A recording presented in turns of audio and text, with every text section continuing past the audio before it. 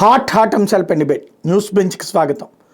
రాష్ట్రంలో సరికొత్త పరిణామాలు ఈ మధ్య కాలంలో చోటు చేసుకున్నాయి. అందులో ప్రత్యేకించి రాధాకృష్ణ గారు రైట్ చేస్తున్నటువంటిది తెలుగుదేశం పార్టీ జనసేనకి సంబంధించి ఒక మంత్రులాగానే ఉండాలి, ముఖ్యమంత్రితో పోటీ పడకూడదు. గతంలో ఐదుగురు ఉప ముఖ్యమంత్రులు ఉన్నటువంటి సందర్భంలో ఎలాంటి సమస్య రాలేదు. ఇప్పుడు పవన్ కళ్యాణ్ కానీ భారతీయ జనతా పార్టీ కానీ స్వతంత్రంగా నిర్ణయాలు తీసుకునే స్థాయికి వస్తే అది క్యాబినెట్కి మంచిది కాదు, ప్రభుత్వానికి మంచిది కాదు, రాబోయే రోజుల్లో ఇబ్బంది ఎదురవుతుంది అన్నటువంటి హితబోధ చేయటం. అదే సందర్భంలో తాజాగా జరుగుతున్నటువంటి పరిణామాలు దీన్ని ఎలా చూడాలి? రెండో వైపున వచ్చేటప్పటికి రాష్ట్రంలో సంక్రాంతికి పండగ వచ్చేస్తుంది, ప్రతి ఊరికి పండగని అందజేస్తాం అని చెప్పినటువంటి ప్రభుత్వం ఇప్పుడు ఆ విధంగా సంక్రాంతికి పండగ వచ్చిందా?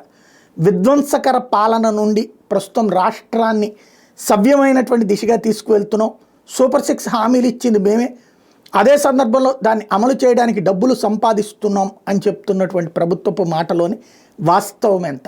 ఈ అంశాలకు సంబంధించి చర్చించేందుకు ప్రస్తుతం మనతో పాటు ఉన్నారు రాజకీయ విశ్లేషకులు దుగ్గరాజ్ శ్రీనివాస్ గారు. నమస్తే అండి. నమస్కారం అండి. ఈ మంత్రిగా అంటే డిప్యూటీ సీఎం అంటే ఒక మంత్రే అన్న విషయాన్ని పవన్ కళ్యాణ్ గుర్తుపెట్టుకోవాలి అన్నటువంటి హితబోధన మీరు ఎలా చూస్తారు? అసలు ఉప ముఖ్యమంత్రి పదవి అనేటిది రాజ్యాంగంలో లేదు. ఇది 6,000 అని ఎప్పుడో సంజీవ్ రెడ్డి గారు చెప్పారు అందరికీ. సో ఈ 6,000 లాంటి ఉప ముఖ్యమంత్రి పవన్ కళ్యాణ్ అయితే ఒక ఇతర పార్టీ నుంచి వచ్చాడు కాబట్టి, అంటే సంకీర్ణంలో మరో పార్టీ నుంచి వచ్చాడు కాబట్టి ఈ 6,000కైనా ఇంకొంచెం విలువ ఉంటుంది, ఎక్కువ ఉంటుంది. ఎందుకంటే ఆయన లేకుండా నేను గెలిచి ఉండేవాడిని కాదు అనే నమ్మకం చంద్రబాబు నాయుడులో ఉంది కాబట్టి. అయితే ఒక పార్టీకి అధ్యక్షుడిగా ఉండి గెలుపులో ప్రయత్నం చేసినటువంటి, గెలుపులో భాగస్వామి అయినటువంటి పవన్ కళ్యాణ్ జనసేన అధ్యక్షుడు, ఇప్పుడు ప్రస్తుతం మినిస్టర్, తనకంటూ స్వతంత్రంగా నిజంగా నిర్ణయాలు తీసుకుంటున్నాడా లేక తీసుకుంటున్నాడని మనం అనుకుంటున్నామా? అక్కడ ఎవరైనా ప్రత్యేకంగా ఇదిగో ఈ నిర్ణయం జరిగింది అనేదన్నా ఉందా? అంటే క్యాబినెట్కి వ్యతిరేకంగా కానీ మంత్రివర్గానికి కాదనేటువంటి నిర్ణయం అనేది జరిగిందా? ఒకటో రెండో తన ఇమేజ్ పెంచుకోవడానికి ప్రయత్నాలు మాత్రం జరిగాయి. అది కాకినాడలో షిప్ను సీజ్ చేయమనేటువంటి పదం వాడటం కానీ, తిరుపతిలో తొక్కిసలాట సమయంలో ముఖ్యమైనటువంటి వాళ్ళు ఎవరైతే ఉన్నారో టీటీడీ చైర్మన్ కానివ్వండి, ఈఓ కానీ క్షమాపణ చెప్పి తీరాల్సిందే అనేటువంటి ఒక పదం, అంతకుముందు చేసినటువంటి హోంమంత్రి నేనే హోంమంత్రి అయ్యి ఉంటే అనేటువంటి ఒక పదం. సో ఇవి తప్పించి విధానపరమైనటువంటివి, అంటే ప్రకటనలు తప్పించి ఆవేశంలోనో లేదా అప్పటికప్పుడు స్పందనలాగా చేసినవే తప్పించి నిజంగా విధానపరమైనటువంటి అంశాల మీద ఎక్కడా కూడా పవన్ కళ్యాణ్ విభేదించినట్టుగా కానీ అడ్డుకున్నట్టుగా కానీ అలాంటిది ఏది లేనప్పుడు మరి రాధాకృష్ణ గారు ఏ ఉద్దేశంతో, అంటే మనకు తెలియని సమాచారం ఆయన దగ్గర ఉందని చాలా అంటుంటాడు కాబట్టి ఆయన దగ్గర ఎలాంటి సమాచారం ఉంది, లేదా అధికార పార్టీ వాళ్ళే మాకు చేత కావట్లేదు పవన్ కళ్యాణ్ని కంట్రోల్ చేయటం, మీరు చేసి పెట్టండి అని ఆయనకి ఏమన్నా ఒక పత్రికాధిపతిగా ఒక ఇది ఇచ్చారా? అది తెలియదు. అంత తప్పించి నేను చూస్తున్నంత వరకు కూడా పవన్ కళ్యాణ్ ప్రత్యేకంగా వ్యవహరిస్తున్నటువంటి దాంట్లో మాత్రం ప్రత్యేకంగా కనబడలేదండి. రైట్. అంటే ఒక తిరుపతి ఘటన జరిగినప్పుడు ముఖ్యమంత్రి అక్కడ పర్యటిస్తుండగానే పవన్ కళ్యాణ్ విడిగా పర్యటించడం, ముఖ్యమంత్రి సమీక్షకి తను హాజరు కాకపోవడం, అట్లాగే ముఖ్యమంత్రి ఒకవైపుని చెప్తే ఇద్దరు, ఒక డిఎస్పీని తర్వాత గోశాల ఇన్ఛార్జిని మీద చర్య తీసుకుని వాళ్ళే నిజమైన వాళ్ళు అని చెప్పినా కూడా లేదు వీళ్ళు బాధ్యత వహించాలని చెప్పడం అన్నటువంటిది డిఫరెంట్గా చూపెడుతున్నారు.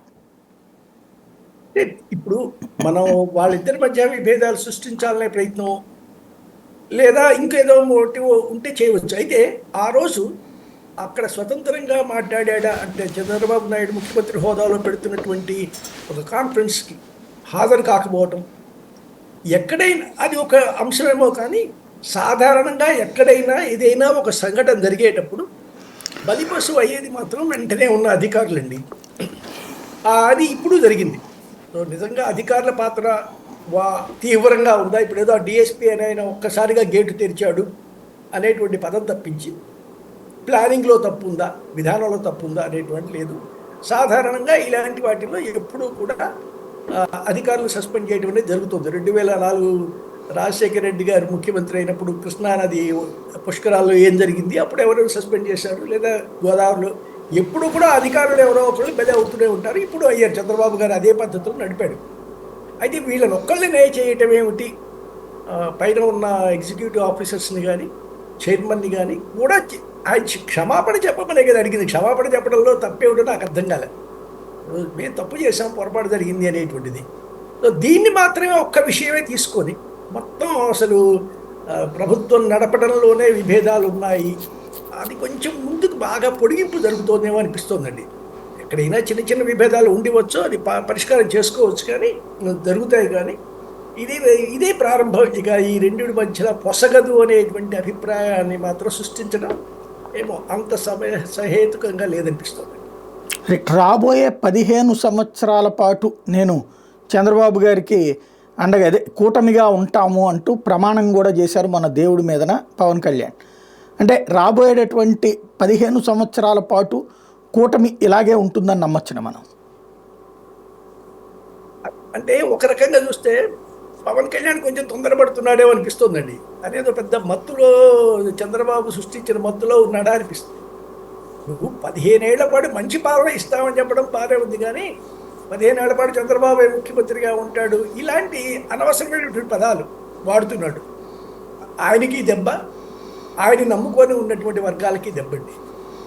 ఆ వర్గాలన్నీ ఏమనుకుంటున్నాయి, మా నాయకుడు ముఖ్యమంత్రి కావాలనుకుంటున్నాయి. పార్టీ పెట్టిందే అందుకు, పార్టీ నడిపింది అందుకు, అవకాశం సంపాదించినందుకు. అలాంటప్పుడు నేను కాదు, ఆయనే సాధారణంగా నాయకుడు అనేవాడు ఏం చేస్తాడు, తన క్యాడర్కి ఆశ కల్పిస్తాడు, నేనే కాబోయే ముఖ్యమంత్రిని అనేటువంటిది. ఈయన ఇప్పుడే హస్త సన్యాసం చేసినట్టుగా నేను కాదు, ఆయనే 15 ఏళ్ళు ఉంటాడు, ఈ కూటమి ఉంటుంది, కూటమి ఉంటుంది అన్నట్టుగా 15 ఏళ్ళు ఆయనే ఉంటాడు, ఆయన చాలా గొప్ప దార్శనికుడు. సో ఇక ఎక్కడ పడితే అక్కడ వీలైనప్పుడల్లా పొగడ్తలతో ముంచెత్తుతున్నాడు, చాలా ఇది చేస్తున్నాడు. అంత అవసరం ఏమొచ్చిందో నాకైతే అర్థం కావట్లేదు. నిజంగా రాజకీయం తెలిసిన వాడైతే బయటే అనవసరం, లోపల ఏం జరిగిన ప్రతి సందర్భంలో కూడా ఆయన నిద్ర పెట్టుకొని ఇవన్నీ రేపు అవుతాయండి. రేపు ఏదైనా తేడా వచ్చి విభేదాలు వచ్చినప్పుడు ఈ కట్టింగ్స్ అన్నీ కూడా, వీడియోలన్నీ కూడా బయటకు వస్తాయి. ఇలాంటి ప్రమాదం ఉందని తెలిసి కూడా ఆయన ఏ లక్ష్యంతో మాట్లాడుతున్నాడు, అతని మాటలు అనుకున్న ఉద్దేశం ఏమిటి, నాకు సందేహంగానే ఉంది. అసలు అలాంటి మాటలు మాట్లాడాల్సిన అవసరం లేదండి. 29 నాటికి ఏం చేస్తామో చెప్పట్లే. 40కి ఇది చేస్తాం, 47కి అది చేస్తాం, 2050 కల్లా మనమే ప్రపంచంలో నెంబర్ 1. అసలు అప్పటిదాకా రాజెవరు, మంత్రి ఎవరు ఏమిటి తెలియకుండా 2029 నాటికి ఏం చేస్తాం, 2024 ఎన్నికల్లో ఇచ్చిన హామీలను నిలబెట్టుకోవడానికి ఏం చేస్తాం, ఇది కావాలి స్పష్టంగా. ప్రజలు ఆశిస్తున్నటువంటిది ఇది. దీని గురించి ఆపేసి చాలా సుదీర్ఘ ప్రణాళిక, రాజకీయ రాష్ట్ర అభివృద్ధి ప్రణాళికలు వేస్తున్నామంటే నేల విడిచి సాగు చేయటం లాంటిదే అవుతుందండి.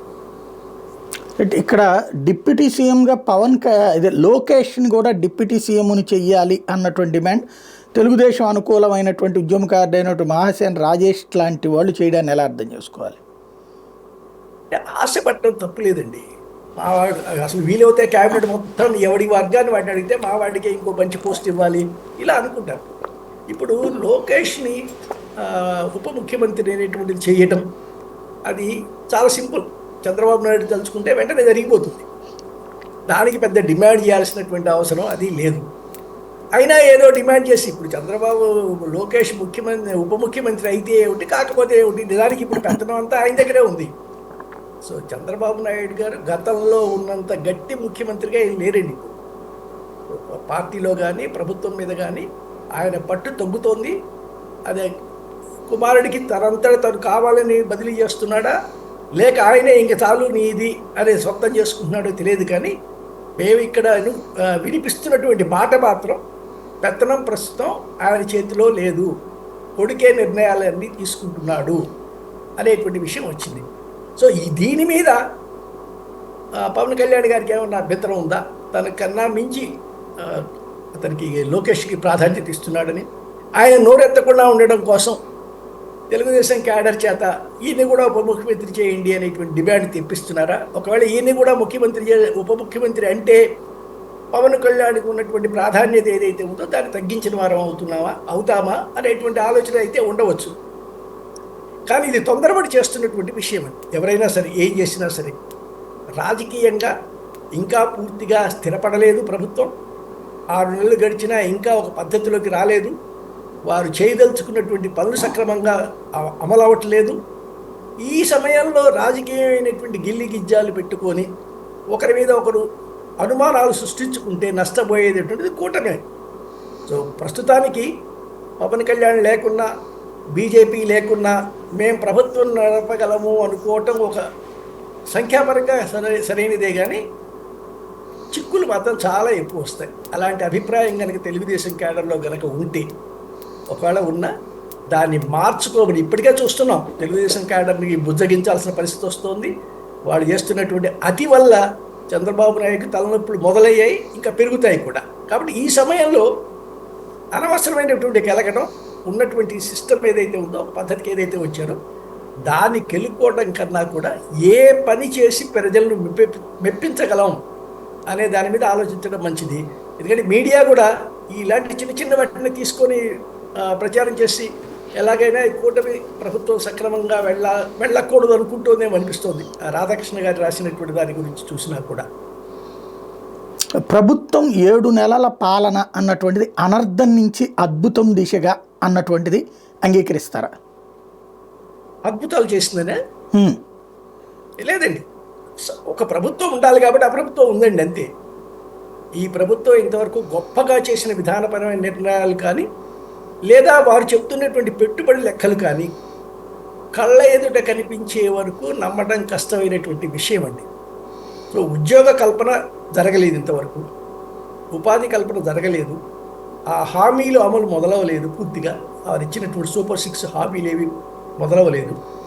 సో ఒక ప్రభుత్వం ఉండాలి కాబట్టి రాష్ట్రంలో ప్రజలు ఎన్నుకున్న ప్రభుత్వం ఉంది తప్పించి, గత ప్రభుత్వం కన్నా గొప్పగా ముందుకు నడిపించటం అనేటువంటిది మాటల్లో సాగుతోంది, కానీ కింద స్థాయిలో ప్రజలకి ఆ తేడా కనబట్టలేదు. ఇప్పుడు ఆ రోడ్లు మరమ్మతులు, అది వీరు చేసుకున్న ఎన్నికల్లో లబ్ధి కోసం చేసుకున్న ప్రచారం ఏదైతే ఉందో, రోడ్లు అధ్వానంగా ఉన్నాయి, అలాంటివన్నీ ఇప్పుడు వీళ్ళ పెక్క చుట్టుకుంటున్నాయి. ఎంత ఖర్చు పెడితే ఆ రోడ్లు అవుతాయి ఇప్పుడు? సో ఎన్ని రోజుల్లో అనుకున్నంత మంత్రదండల్లాగా పనిచేయలేదు కదా. అందువల్ల అద్భుతాలు జరిగాయనో, మహా గొప్పగా నడుస్తోందనో అని చెప్పగలిగినటువంటి ప్రభుత్వ విధానాలు కానీ పనితీరు కానీ ఏం లేదండి. ఇంకా మద్యం విధానం అన్నటువంటిది గతంలో దోచుకుంటే ఇప్పుడు ప్రజలకి సంబంధించి ఆరోగ్యకరమైనటువంటి మద్యాన్ని అందుబాటులోకి తీసుకొచ్చాము, ఇది ఒక గొప్ప మార్పు అని చెప్తున్నారు. అసలు మద్యం ఆరోగ్యకరం ఏంటండి? ఆరోగ్యకర మద్యం ఏంటి? మద్యమే మంచిది కాదు.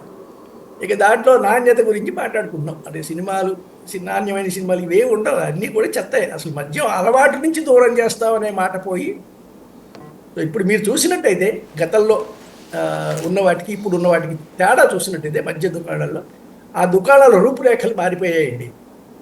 ఇంతకుముందు దాని మీద పెద్ద ఆకర్షణీయమైనటువంటి బొమ్మలు అట్లా ఏమి ఉండేవి కావు. ప్రభుత్వ మద్య దుకాణంలాగా నడిచేది. ఇప్పుడు మీరు విజయవాడ నగరంలో కనుక చూసినట్టయితే అదేదో ఒక కొత్త ఇది తీసుకున్నారో అనిపిస్తుంది. ఒకే పేరుతో కనిపిస్తున్నాయండి, బ్రాండ్తో.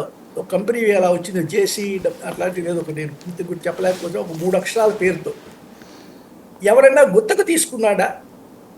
అదే పేరుతో అనేక షాపులు వెలుస్తున్నాయి, ఆ డిజైన్ కానీ పైన వచ్చినటువంటివి కానీ అలా.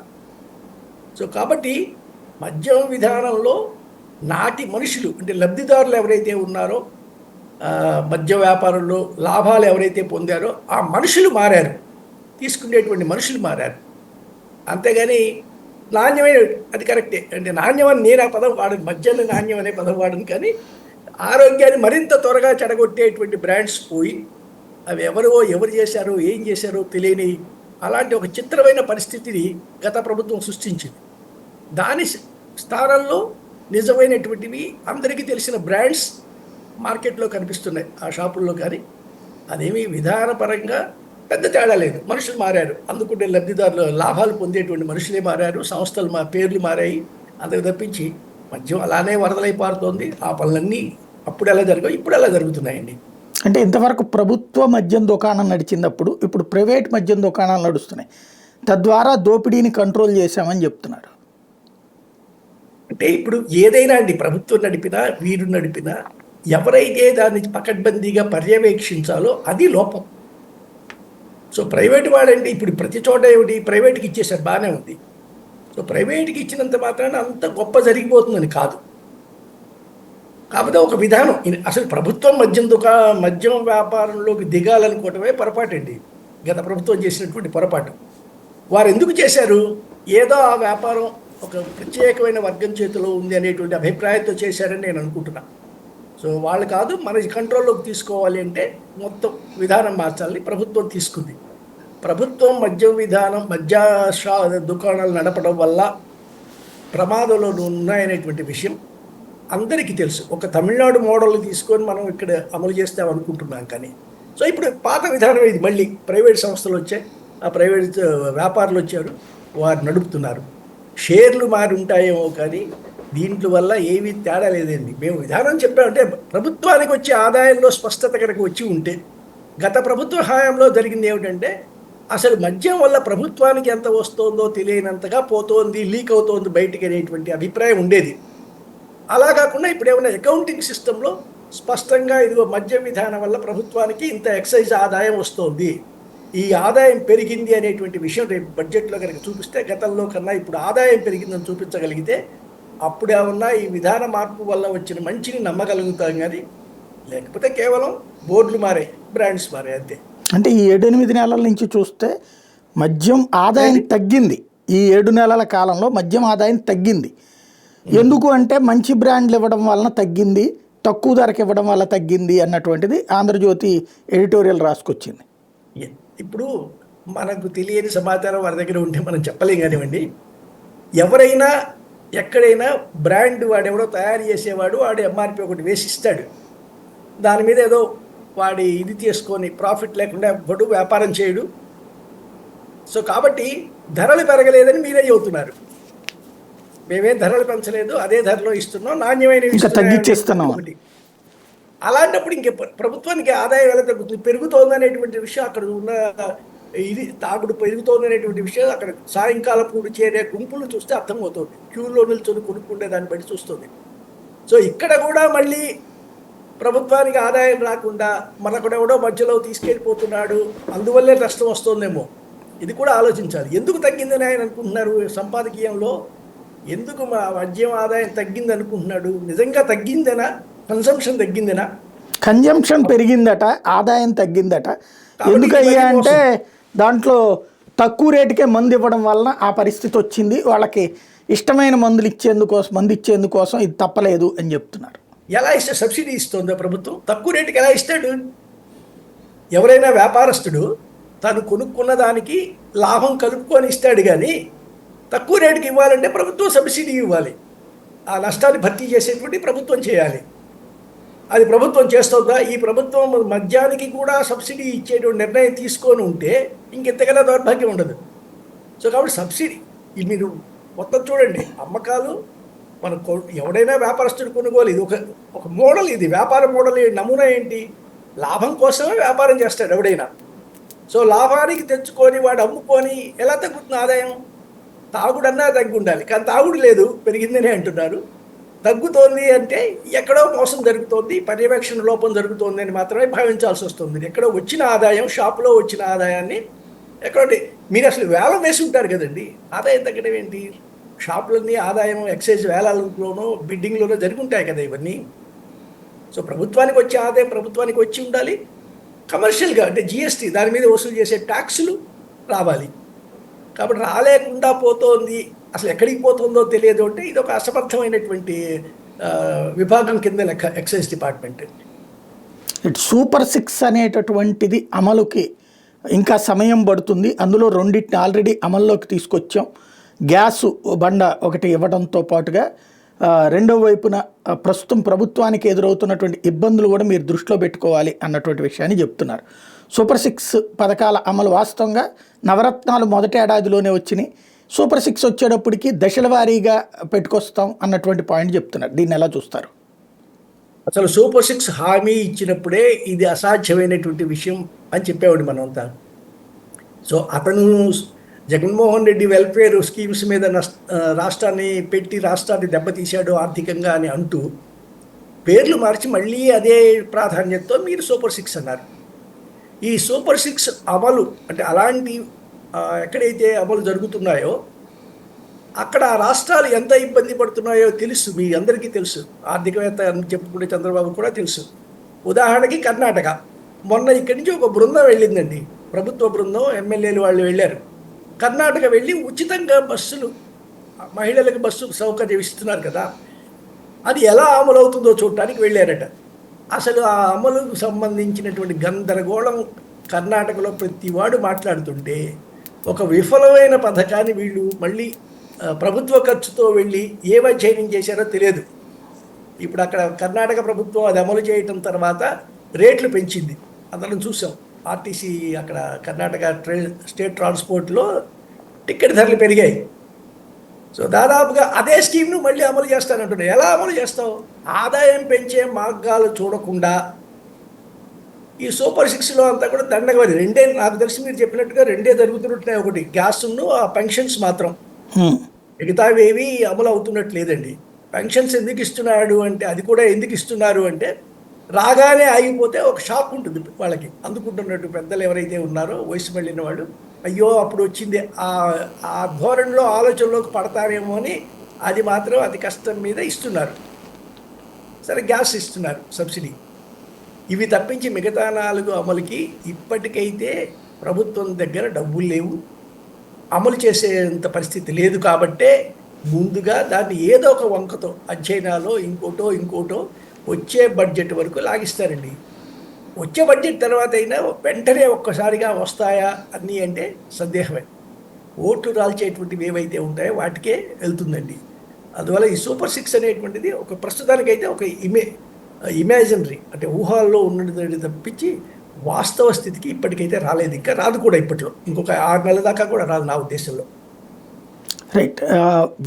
వ్యవస్థీకృత మార్పుల్లో భాగంగా రోడ్ల నిర్వహణ అనేటటువంటిది ప్రభుత్వాన్నే నిర్వహించడం వలన ఈ సమస్యలు వస్తున్నాయి. కాబట్టి పబ్లిక్ ప్రైవేట్ పార్టిసిపేషన్ PPP పద్ధతిలోకి తీసుకొస్తానని చెప్తున్నారు చంద్రబాబు గారు.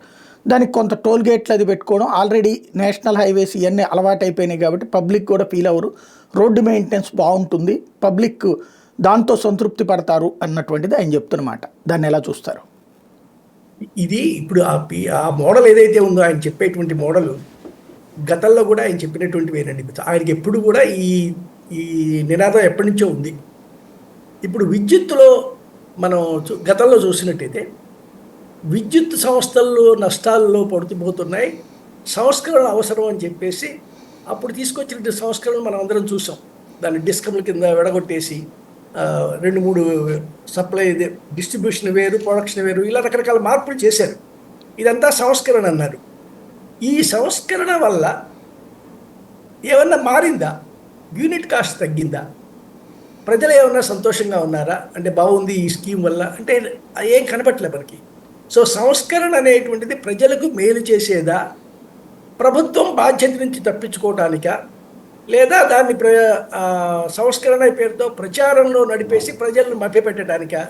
ఇప్పుడు కూడా రోడ్ల వ్యవహారం నిజమే, రోడ్ల వ్యవహారం ప్రభుత్వం నిర్వహించడానికి ఇబ్బందులు పడుతున్నటువంటి విషయం నిజం.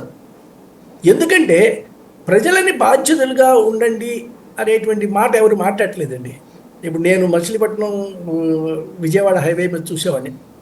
చాలా కాలం ఈ వ్యవసాయానికి వెళ్ళేటువంటి ఆ ట్రాక్టర్లకి ఆ ముళ్ళతో ఉండేటువంటి ఇవేవో వీల్స్ ఏవో ఉంటాయి వ్యవసాయంలో ఇది చేయటం కోసం.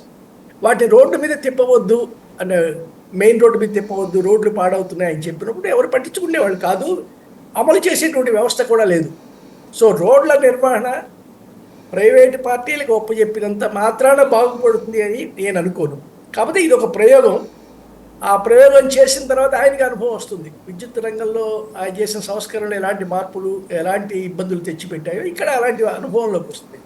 అయితే ఇంత పెద్ద విస్తారమైనటువంటి రోడ్లలో ప్రజల మీద ఒకవైపు పన్నులు అంటే పెట్రోల్ ధరలు, డీజిల్ ధరలు పెంచుతూ, మళ్ళీ రోడ్డు మీద వెళుతూ దానికి కూడా డబ్బులు తీసుకుంటూ, ఇవన్నీ ప్రజల మీద అంటే ముఖ్యంగా మధ్యతరగతి వాళ్ళని బాగా స్క్వీజ్ చేసేటువంటి వ్యవస్థ అవుతోందండి ఇది కనుక టేకప్ చేస్తే.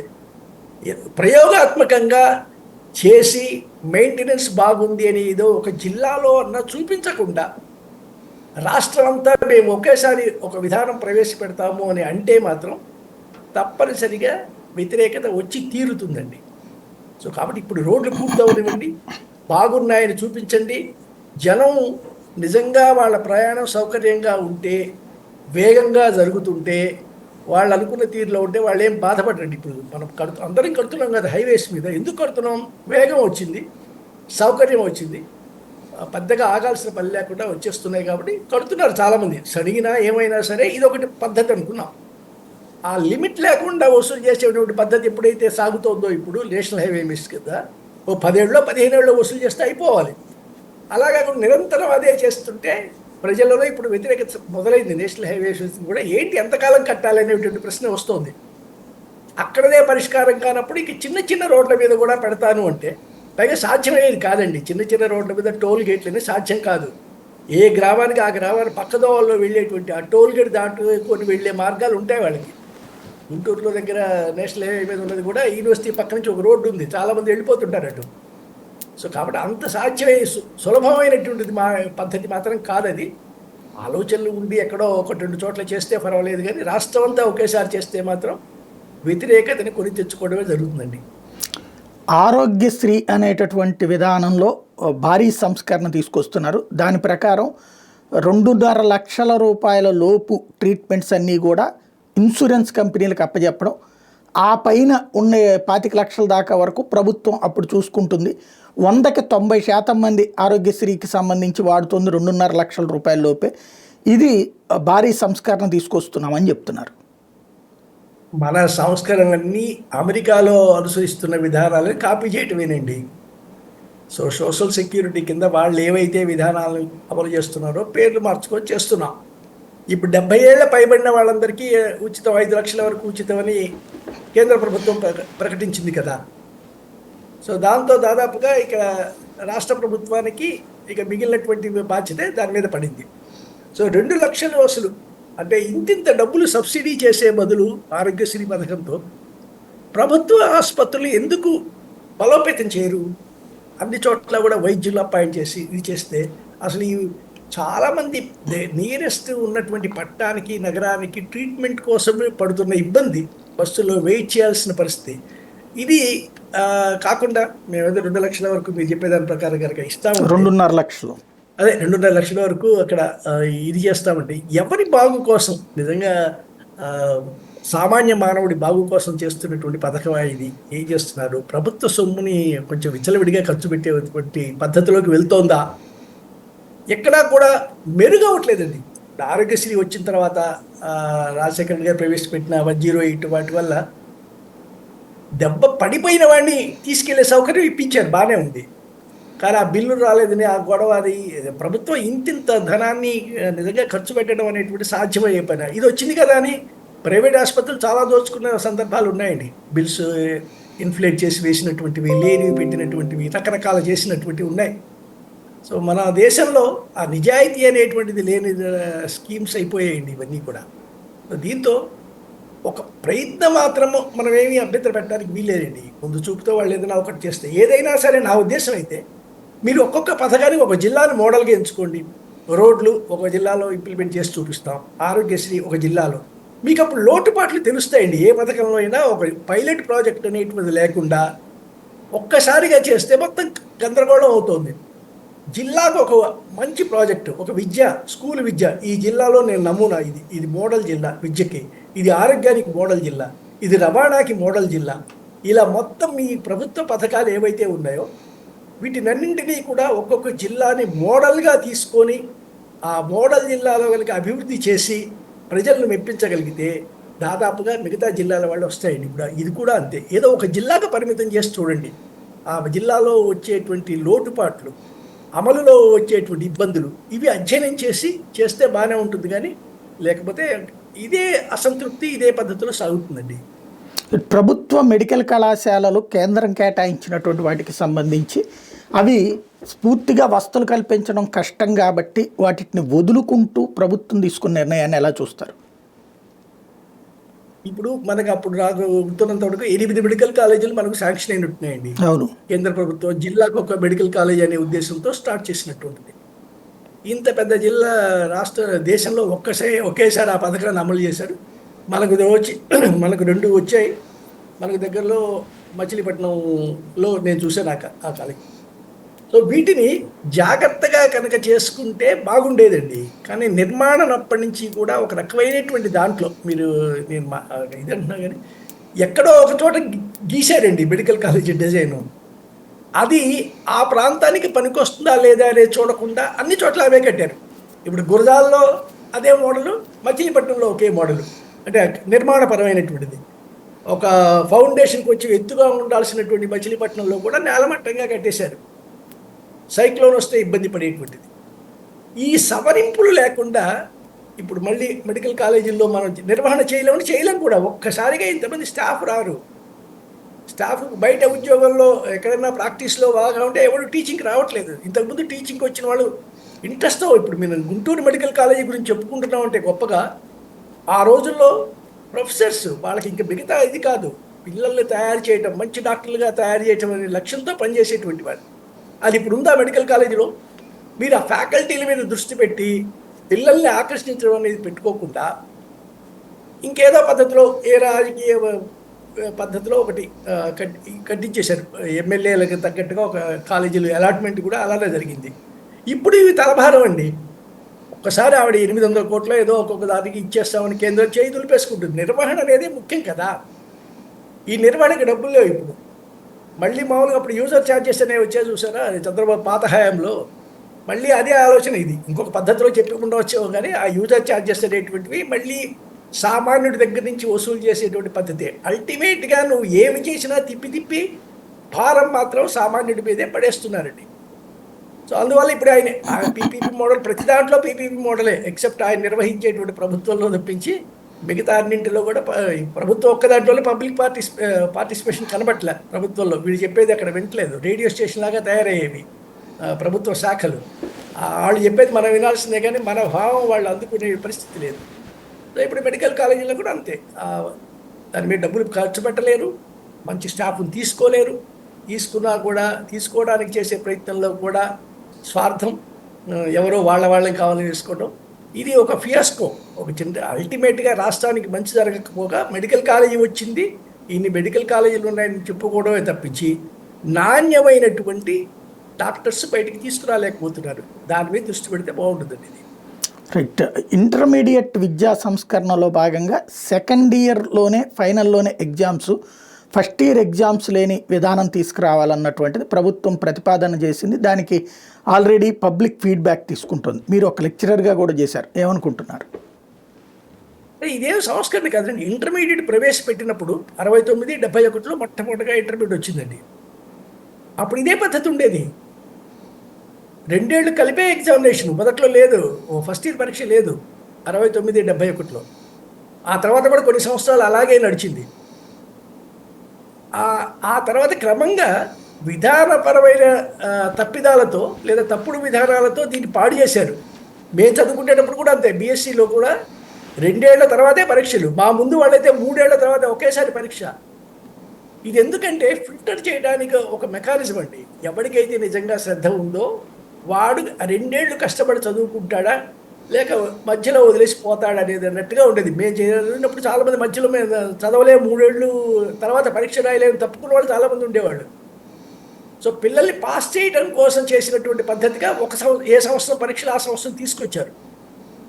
కాబట్టి ఇదేం కొత్త సంస్కరణ కాదు, పాత పద్ధతికే వెళ్ళారు. మళ్ళీ ఇంటర్మీడియట్ విద్యలో చేసిన తప్పు ఏమిటి అంటే పూర్తి ప్రైవేటీకరణ చేయటం అండి. ప్రభుత్వ కాలేజీలకు అస్సలు విలువ లేకుండా చేసినటువంటి విధానం వల్ల వచ్చిన నష్టం. ఇప్పుడు మనం ఎదుర్కొంటున్న ఇంటర్మీడియట్ విద్యలో సంక్షోభం అంతా కూడా తెలుగుదేశం ప్రభుత్వమే చేసింది. ఈ సంక్షోభాలు సృష్టించింది ఆ రోజుల్లో. నువ్వు ప్రైవేటు వాళ్ళకి ప్రోత్సహించి ప్రైవేటు కాలేజీలు పెట్టుకొని అదొక వ్యాపారం చేసుకునేలాగా చేశారు. ఇప్పుడు మళ్ళీ మనం వెనక్కి వెళ్ళినా కూడా, అంటే గతంలో ఉన్న 2 ఏళ్లకు ఒకసారి పరీక్ష, 2 ఏళ్ళు కలిపి పరీక్ష రాసే పద్ధతికి వెళ్ళినా ప్రజలకు సందేహం ఎందుకు కలుగుతుందంటే వీళ్ళు ఏది చేసినా కూడా ప్రైవేటు వర్గానికి లేదా ప్రైవేటు కళాశాలలకి అనుకూలంగానే నిర్ణయం తీసుకుంటుంది ఈ తెలుగుదేశం ప్రభుత్వం అనేటువంటిది ప్రజలలో బాగా బలంగా ఉన్నటువంటి విషయం అండి. ఎందుకంటే గత అనుభవాలు అలాంటివి. మీకు ఇంకా వివరంగా చెప్పాలంటే ఇంటర్మీడియట్లో ఏ సైన్స్ని ప్రైవేటైజ్ చేసిన తెలుగుదేశం ప్రభుత్వం అండి, ఎన్టీ రామారావు గారి ప్రభుత్వమే. సైన్స్ వాళ్ళని కూడా ప్రైవేట్గా రాసుకోవడానికి అదొక మేజర్ పాలసీ డెసిషన్. దానివల్ల ఈ రెసిడెన్షియల్ కాలేజీలు వచ్చాయండి. ఇంతకుముందు సైన్స్ అనేటువంటిది ఎయిడెడ్ కాలేజ్లో, గవర్నమెంట్ కాలేజ్లో నేరుగా టీచర్ల పర్యవేక్షణలో ట్రైనింగ్ అయిన వాళ్ళకే ఆ సైన్స్ అనేవాళ్ళు. అలాంటివి తీసుకొచ్చేసి ల్యాబొరేటరీస్ లేనటువంటి చోట ఎక్కడైనా సైన్స్ చదవచ్చు అని పెట్టేసి బట్టి కొట్టేసి మనుషులు బయటికి పంపేటువంటి పద్ధతి వచ్చింది. దాని నుంచి బయటపడేటువంటి పద్ధతి ప్రయత్నం జరిగితే మంచిదే. అది ఒక ప్రయోగం కింద చేస్తున్నారేమో, కానీ ఇది సంస్కరణ కాదు, పాత పద్ధతిని మళ్ళీ తెచ్చామని చెప్పుకుంటే బాగుండేది నా ఉద్దేశంలో. రైట్. విద్యా దీవెన తర్వాత ఫీజు అమ్మఒడి ఈ 2 పథకాలకి సంబంధించి ఒక ఏడాది అయితే డబ్బులు ఇవ్వలేదు, వచ్చే ఏడాది నుంచి దీనికి సంబంధించి ప్లాన్ చేస్తామంటున్నారు. వాటి ఇంపార్టెన్స్ ఎంత ఉంటుంది, అవి ఇవ్వాల్సిన అవసరం ఉంటుందా ఉండదంటారా? ఇప్పుడు మధ్యాహ్నం భోజనం అనేటువంటిది కల్పిస్తున్నారండి. అది రాష్ట్ర సుప్రీంకోర్టు నిర్ణయంగా ప్రకారం నడుస్తోంది. ఇప్పుడు మధ్యాహ్న భోజనం అనేటువంటిది పాఠశాల స్థాయిలో అందరికీ కూడా, హై స్కూల్ స్థాయిలో కూడా. యూనిఫామ్లు ఉచితంగా ఇస్తున్నారు, స్కూల్ బుక్స్ ఉచితంగా ఇస్తున్నారు. కొన్ని చోట్లయితే వాళ్ళకి రవాణాకి వీలుగా లేని చోట సైకిల్ ఇస్తున్నారు అమ్మాయిలకైతే. ఇంకా ఏం కావాలండి వీళ్ళకి? ఇంకా దాని మీద ఎంత వృధా స్పెండింగ్ కదా. ఇప్పుడు కేవలం ఇస్తున్నటువంటి డబ్బులు ఏంటి? మిగతా అమ్మ దీవెన కానీ ఆ ప్రభుత్వం పెట్టినా ఈ ప్రభుత్వం పెట్టినా పిల్లల్ని స్కూలుకు పంపించినందుకు తల్లికి ప్రోత్సాహం. ఇదే కదా గతంలో నడిచినటువంటిది. 15,000 ఎంతో ఇచ్చేవారు. అన్నీ ఉచితంగా ఇచ్చి కూడా చదువు ఉచితం, పుస్తకాలు ఉచితం, యూనిఫామ్ ఉచితం, రవాణా ఉచితం, అన్నీ ఇచ్చి ఇంకా తల్లికి ఏమిటి? ఇవి నాకైతే ఈ వ్యతిరేకం అండి. వాడు శ్రద్ధగా చదివేలాగా ప్రోత్సహించాలి. అసలు చాలా చోట్ల తల్లులు నిజంగా కష్టపడి పిల్లల్ని పంపిస్తున్నారండి. వాళ్ళేమి నిజంగా పంపించకూడదు, ఇంట్లో పని చేయించుకోవాలా లేదండి. ఇప్పుడు అసలు ఆ పద్ధతే లేదు. సో కాబట్టి ఆ స్కీమ్ ఎందుకు పెట్టారు. వీళ్ళు మాత్రం దాన్ని కొనసాగిస్తారని నేను అనుకోవట్లేదు. కొనసాగి కావాలంటే ఇంకొంచెం టైం తీసుకొని సర్దుబాట్లు అయిన తర్వాత పెడతారేమో. కానీ మధ్యాహ్నం భోజనం పెడుతున్నాం, ఆట వస్తువులు ఇస్తున్నాం, పుస్తకాలు ఇస్తున్నాం, యూనిఫామ్ ఇస్తున్నాం, సైకిల్ ఇస్తున్నాం, ఫీజు లేదు, ఇంకా ఏం కావాలి చదువుకోవడానికి? ఒకటి వాళ్ళని సాధారణంగా లేబర్లో పిల్లల్ని ఎక్కువ మందిని కూలి పనికి తీసుకెళ్తారు. ఎందుకంటే చదువుల మీద ఇంట్రెస్ట్ ఉండదు పిల్లలకి సాధారణంగా ఇంటి దగ్గర ఉన్న వాతావరణ రీత్యా. వాళ్ళకి ప్రోత్సాహం నెంబర్ 1. రెండవది వచ్చేటప్పటికి ఈ డబ్బులు తీసుకున్నటువంటి, అంటే చాలామంది ఏం చేశారంటే ఈ డబ్బులు తీసుకున్నటువంటి వాళ్ళు ఇంకొక 4,000 5,000 వాళ్ళు వేసుకునేంటి నిజంగా బాగా చదివించాలి తమ బిడ్డలను అనుకున్న వాళ్ళని వాళ్ళు ఇంకో 4-5 వేలు కష్టపడి వేసుకుని ప్రైవేట్ స్కూళ్ళల్లో చదివించారు. అది అప్పుడు జరిగినటువంటి సిస్టమ్.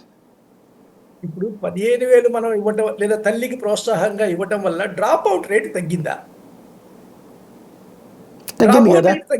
డ్రాప్ అవుట్ రేట్ తగ్గి పిల్లలందరూ వస్తున్నారా? అసలు ఇక రాను కూలీలండి. అగ్రికల్చర్లో మనం ఎక్కువ మంది కూలీలని తీసుకునేటువంటి వ్యవస్థ అగ్రికల్చర్లో ఉండేదండి. అగ్రికల్చర్లో మెకనైజేషన్ వచ్చేసిన తర్వాత ఇక అక్కడ కూడా అవకాశాలు బాగా తగ్గిపోతున్నాయి. పెద్దవాళ్ళకే తగ్గుతున్నాయి, ఇక పిల్లలకి ఎక్కడ. సోషల్ మొబిలిటీ అనేది మనం ఆలోచించట్లేదండి. అంటే ఒకప్పుడు వ్యవసాయ కూలీలుగా ఉన్నటువంటి వర్గాలు గవర్నమెంట్ ఇచ్చినటువంటి ప్రోత్సాహాలతో, అది స్కాలర్షిప్లు కానివ్వండి, ఇతరత్రా కానివ్వండి, అందుకొని మారుతున్నాయండి. సోషల్గా మొబిలిటీ వచ్చింది. ఆ కమ్యూనిటీలో అదే వృత్తులు ఎవరు లేరని క్రమంగా బయటికి వెళ్ళిపోతున్నారు, కొత్త వృత్తుల్లోకి వెళ్తున్నారు. అందరికీ ప్రోగ్రెస్ కావాలి, ప్రగతి కావాల్సిందే. అది వ్యక్తిగతంగా కానివ్వండి, కుటుంబ పరంగా కానివ్వండి.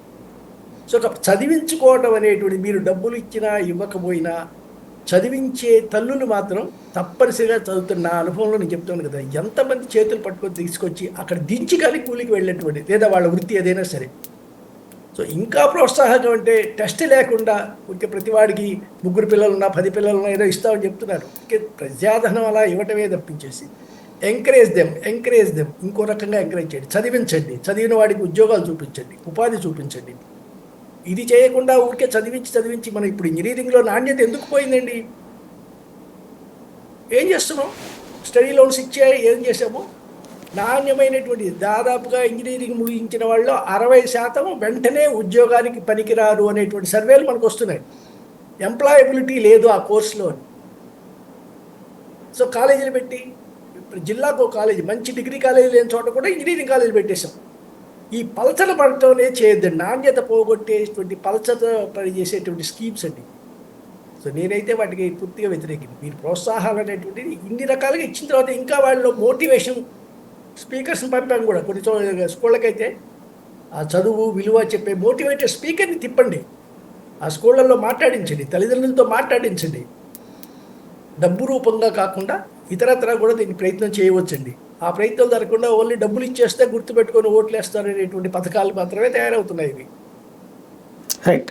ఫైనల్గా ఒకటి చెప్పండి, రాష్ట్ర రాజకీయాలు అన్నటువంటి దాంట్లోంచి జగన్ ఇక అవుట్ అయిపోయినట్టే, జగన్ అనేటటువంటి వ్యక్తి రావద్దు అని, రాడని మాకు గ్యారంటీ ఇవ్వండి అని పారిశ్రామికవేత్తలు కోరుకుంటుంటే, ప్రజల తరపున మేము హామీ ఇస్తున్నాం, జగన్ అనేటువంటి వాడికి జీవితంలో రాజకీయాల్లో రాలేడు అని హామీ ఇస్తున్నామని చెప్పడం. రెండవది వచ్చేటప్పటికి 15 సంవత్సరాల పాటు ఈ కూటమే అధికారంలో ఉంటుందని చెప్పడం. ఈ రెండింటిని ఎలా చూస్తారు? రాజకీయవేత్తగా ఆ ఆశ ఉండటం సహజం అండి. ఇంకా జగన్ని నేను భూస్థాపితం చేశాను, వైకాపాను భూస్థాపితం చేశాను, నేనే 15 ఏళ్ళు, ఇది ఆశ. అంతేగాని భూస్థాపితం ఏ పార్టీ కూడా భూస్థాపితం అవ్వలేదు, ఏ నాయకుడు భూస్థాపితం అవ్వడు, మళ్ళీ వస్తూనే ఉంటారు, ఇది చేస్తూనే ఉంటారు. సో మీరు మళ్ళీ పోటీ పడేటప్పుడు మీరు మంచి చేస్తే మిమ్మల్ని గెలిపిస్తారు. జగన్ ఏమి ప్రస్తుతానికి వెంటనే జనం మర్చిపోయేంత ఇదేం లేదండి, ప్రమాదం ఏం లేదండి ప్రస్తుతం. అంటే ఆయన ఓటు బ్యాంక్ని దెబ్బతీసి, లేదా ఆయనకు ఎవరైతే అనుకూలంగా ఉన్నారో వాళ్ళని, పార్టీని దెబ్బతీస్తే అతను బలహీనపడుతున్నాడు. నువ్వు పార్టీలో వాళ్ళంతటా వాళ్ళు వస్తున్నారా, లాక్కోవడం చేస్తున్నారో తెలియదు, కానీ వాళ్ళు బయటకు వస్తున్నారు. ఈ పార్టీలో చేరిపోయినందువల్ల కొన్ని చోట్ల ఆయన పార్టీ బలహీనపడుతోంది. దాని ప్రభావం ఎన్నికల మీద ఉంటుంది. అయితే ఎన్నికలు చాలా దూరం ఉన్నాయి, ఇంకా 4 ఏళ్ళు ఉన్నాయి. సో 4 ఏళ్లలో ఎవరు మళ్ళీ వస్తారు, ఏమి చేస్తారంటే వీళ్ళ తప్పిదాల వల్ల అతను గుర్తు వచ్చేలాగా చేసేటువంటి స్కీములు కొన్ని నడుస్తున్నాయి. అంటే అయ్యో జగన్ ఉంటే ఇలా ఉండేది అనుకుంటే వాళ్ళు కూడా ఉన్నారు, ఇప్పుడు కూడా అనుకుంటున్నారు మళ్ళీ. సో తెలుగుదేశంలో ఏర్పడుతున్నటువంటి అసంతృప్తి, క్యాడర్లో ఏర్పడుతున్నటువంటి అసంతృప్తి, అందరికీ పదవులు కావాలి. మీరు మొన్న న్యూస్ పేపర్లో చాట్రాయ మండలంలో 500 మంది తెలుగుదేశం కార్యకర్తలు పార్టీకి రాజీనామా చేశారని వచ్చింది ఇక్కడ కృష్ణా జిల్లాలో. సో ఇలా చూసినప్పుడు ఒక పార్టీని పూర్తిగా తొలగించడం, ఒక నాయకుడిని పూర్తిగా పనికి రాకుండా చేయటం, ఇది ఆశ. సో జగన్మోహన్ రెడ్డి ఏ విధంగా అయితే 30 ఏళ్ళు నేనే సీఎంగా ఉంటాను అనుకొని భంగపడ్డాడో, అటువంటి పరిస్థితి మళ్ళీ వీళ్ళు కూడా తెచ్చుకుంటారు. ఇలాంటి అసందర్భమైనటువంటి మాటలతో మేము మంచి చేస్తాం, మమ్మల్ని ఆదరించండి అనేటువంటి దీంతో వెళ్ళండి. కానీ అవతల వాడిని లేపేసి అసలు వాడిని భూస్థాపితం చేసి పైకే రానివ్వను, ఇది ప్రజలు నమ్మేటువంటి విషయం మాత్రం కాదండి. వాళ్ళకుండే బేస్ వాళ్ళకు ఉంది, పార్టీకి ఉండే బేస్ ఉంది. అది ఎంతవరకు తగ్గించగలుగుతారు అనే దాని మీద వీళ్ళ విజయం 2029 విజయం ఆధారపడి ఉంటుంది. నేనైతే ఒక పార్టీ పూర్తిగా వెళ్ళిపోయి ఒకే పార్టీకి మొత్తం పెత్తనం అంతా వచ్చేస్తుందని నేను అనుకోవట్లేదు. థ్యాంక్ యూ వెరీ మచ్ అండి. ఇది పరిస్థితి. రాష్ట్రంలో రాజకీయం అనేటటువంటిది ఎప్పుడూ స్థిరంగా ఉండదు. అదే సందర్భంలో మంచి చేసినప్పుడు ప్రజలు గుర్తుపెట్టుకుంటారు, చెడు చేసినటువంటి సందర్భంలో ప్రజలు దాన్ని గుర్తుపెట్టుకుంటారు. దాని ఆధారంగా ఫలితాలు ఉంటాయి. ఎత్తుగడలు అనేటటువంటిది వీటి చుట్టూతోనే చుట్టుకుంటుంది అన్నదే దుగ్గరాజు గారు చెప్తున్నమాట.